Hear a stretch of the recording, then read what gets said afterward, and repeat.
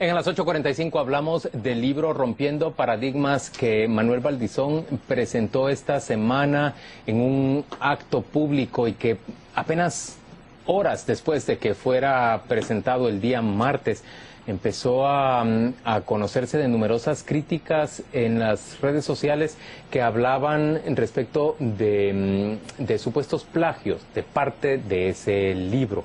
Muy poco después, la revista Contrapoder en su edición web presentó ya evidencia de esos plagios y ahora se ha convertido en lo que en las redes sociales se considera un tópico de amplia discusión. Hoy hemos invitado a Gloria Álvarez, ella es analista política.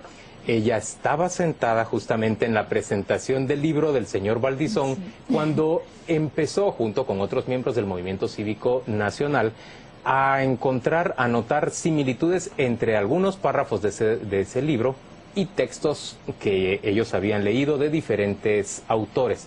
Fue una de las primeras personas que empezó a expresar dudas respecto de la autenticidad de la autoría del doctor Baldizón sobre este libro. Nos acompaña también hoy Julio Prado, él es abogado, es investigador en materia criminológica, es escritor, es cronista y tiene mucho que decir sobre libros. Gustavo, arranca esta plática. Gloria, ¿cómo se dieron cuenta ustedes? ¿Qué indicio, qué párrafo, qué palabra captaste tú que les llamó la atención de que podía no ser original? Bueno, de hecho, estando ahí sentados, nosotros compramos el libro y estábamos hojeándolo cuando ¿Quiénes nosotros? Nosotros, Carmina Valdizán, miembro del Movimiento Cívico Nacional, y estaba Philip Chicola, que también pues él había llegado por su parte y estábamos ahí los tres. Cuando de repente, pues viendo diferentes textos, Philip se da cuenta que hay muchas similitudes con algunos escritos de Max Weber y empieza a ver algunos escritos que no le hacen sentido. Él tiene experiencia siendo auxiliar de la universidad y calificando exámenes, entonces pues cuenta ya con la habilidad de poder saber cómo encontrar a través de buscadores en internet si un texto es plagiado o no. Específicamente en la página 53 del libro, en un párrafo que empieza diciendo tradicionalmente, que si no me equivoco es el tercero, pues encontramos que realmente este párrafo era un texto íntegramente copiado sin tener ninguna comilla, ninguna cita bibliográfica de un documento que se llama La creatividad como un valor dentro del proceso educativo, que le pertenece al licenciado Efraín Duarte de la Universidad Autónoma de Yucatán. A raíz de esto, en ese momento, Philip nos pasa pues en su teléfono, que de hecho la famosa foto que estaba recorriendo las redes sociales, ahí hay un cuaderno, está el libro y está el teléfono. Ese cuaderno es mío, esa es mi letra, yo estaba ahí apuntando. Entonces, inmediatamente tomamos la foto, estando todavía sentados ahí en Sofos, donde decía monografías.com y donde se puede comprobar que los párrafos son idénticos. Gloria, pero ustedes en ese momento no se acercaron al doctor Baldizón a preguntarle, mire, qué raro, encontramos esta similitud entre su libro y esta página. No, como se puede ver en las imágenes, el señor Baldizón solo presentó, digamos, y de hecho la manera en que presentó el libro fue por capítulos. Él decía, en el capítulo 1 hablo de tal cosa, en el capítulo 2 hablo de tal otra y así.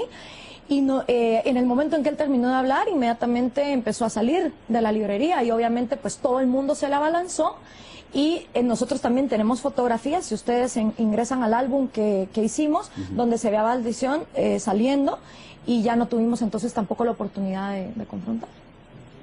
Julio Prado, ¿qué piensa de lo que ha ocurrido, de este incidente que el día de hoy se ha anunciado por parte de la Oficina de Comunicación del doctor Baldizón, que ha retirado el libro de circulación, que reconoce que está formado por buena parte del libro por trozos de diferentes autores y pláticas, dice él, que ha sostenido con otras personas en el mundo y que piensa corregirlo y ponerle los pies de página apropiados? A mí lo primero que me parece interesante de ese señalamiento es si el libro va a salir diciendo Manuel Baldizón coautoría El Rincón del Vago y buenastareas.com. O sea, me parece que algunos textos, algunos podrán originarse o saber el origen del autor, como este que mencionaba Gloria, pero otros no. Me llama la atención, primero, porque es un libro que ha sido autopublicado.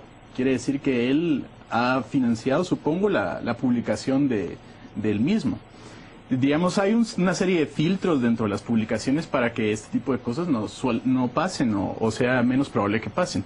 Para ello hay una casa editora, hay gente que está apostándole dinero al libro y está también esta gente que quiere saltarse ese paso o más bien cree que es tan bueno lo que tiene que decir que prefiere financiarse ellos el libro.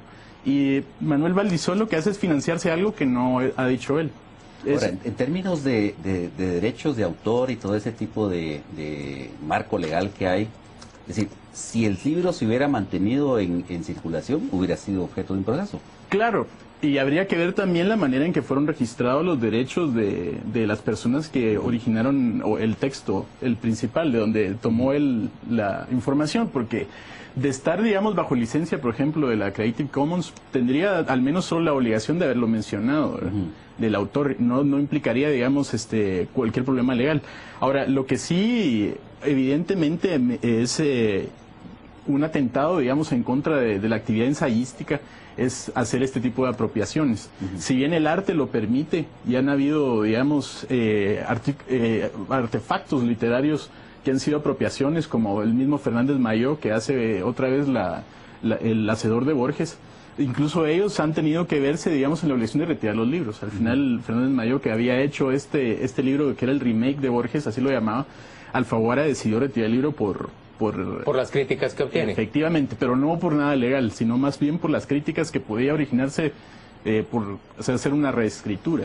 Gloria, ¿son aceptables o no son aceptables las explicaciones que ofrece el doctor Valdizón respecto a que en la introducción del libro él explica que esa obra o ese ensayo es producto de interlocuciones con diferentes personas y diferentes autores? Definitivamente no es aceptable. Si ese hubiera sido un libro producto de interlocución, ¿por qué no lo hizo en un modo de entrevista? Pregunta, respuesta, pregunta, respuesta. Tampoco es aceptable que él diga eso, porque desde la presentación él dijo que él había escrito el libro con la ayuda de un antropólogo guatemalteco cuyo nombre nunca se mencionó y una periodista mexicana cuyo nombre dentro de esa presentación tampoco se mencionó. Entonces, el problema está en que uno puede escribir un libro y perfectamente decir, yo estoy de acuerdo con Hayek en esto que dijo, yo estoy de acuerdo con Bastiat, con Karl Marx, con quien sea, pero ponerlo. Pero lo que uno les no puede atribuye hacer, las citas abiertamente. Exactamente, y decir, yo pienso esto y agarrar entonces un párrafo de buenastareas.com y hacerle copy-paste. Definitivamente yo creo que no es aceptable tampoco que él venga ahora a decir que el error fue de la casa de impresión, que fue otra cosa que también estuvo circulando por ahí, donde algunas citas bibliográficas no fueron incluidas en la edición original. Eso es muy extraño, porque el libro parece bien impreso, completo, con su bibliografía, o sea, no pareciera un libro que está con algo que le haya faltado. Pues yo creo que si uno se toma la molestia de escribir un libro, revisa que ya impreso lleve todo lo que tiene. Entonces eso parece muy sospechoso. Sin embargo, yo creo que el libro sí rompió un paradigma, y es el paradigma del ciudadano que piensa que ya todo está echado a perder y que uno no puede hacer nada por cambiar el sistema. Yo creo que si algo se ha demostrado es que cuando los ciudadanos se unen, sobre todo utilizando las redes sociales y sobre todo en un país donde nadie lee, porque recordemos que Guatemala es un país donde es vergonzoso que el guatemalteco en promedio lee un libro al año.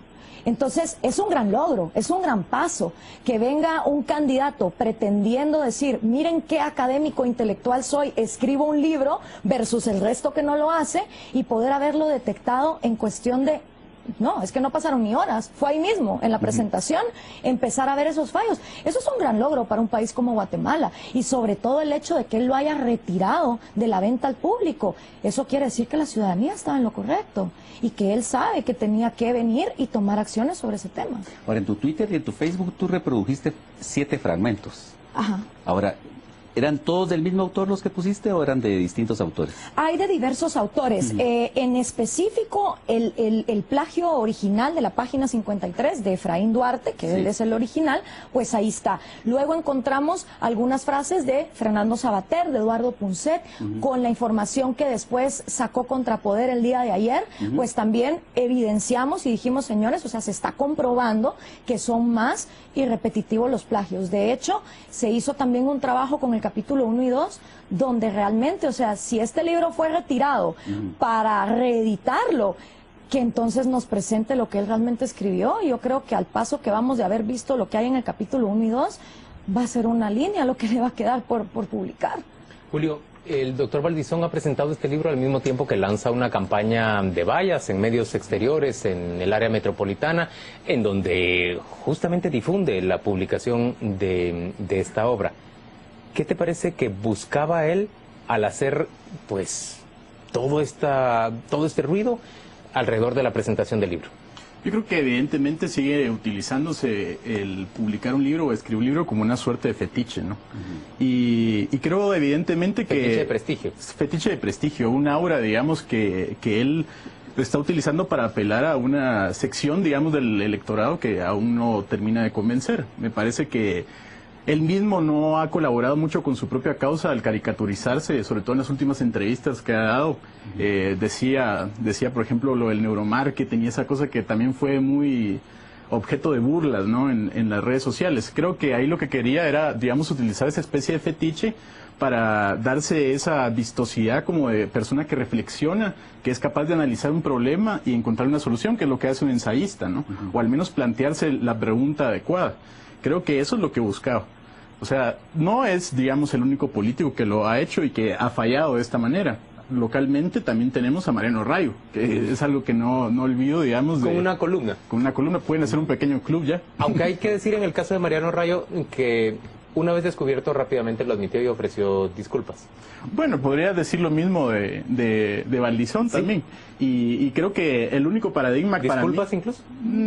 Disculpas creo que es lo que no ha hecho, pero al menos para mí creo que el único paradigma que ha roto el libro es el tiempo que ha estado en circulación, porque luego no hay, al menos a mí, nada nuevo. Me parece que el plagio es algo que se sigue suscitando sobre todo en las áreas de ensayo y pensamiento social, y pues bueno, es algo que quizás seguiremos viendo, ¿no? Pero frecuentemente los mayores casos de plagio de los cuales hemos sabido fue, por ejemplo, el ministro alemán que renunció porque la tesis doctoral precisamente había sido plagiada.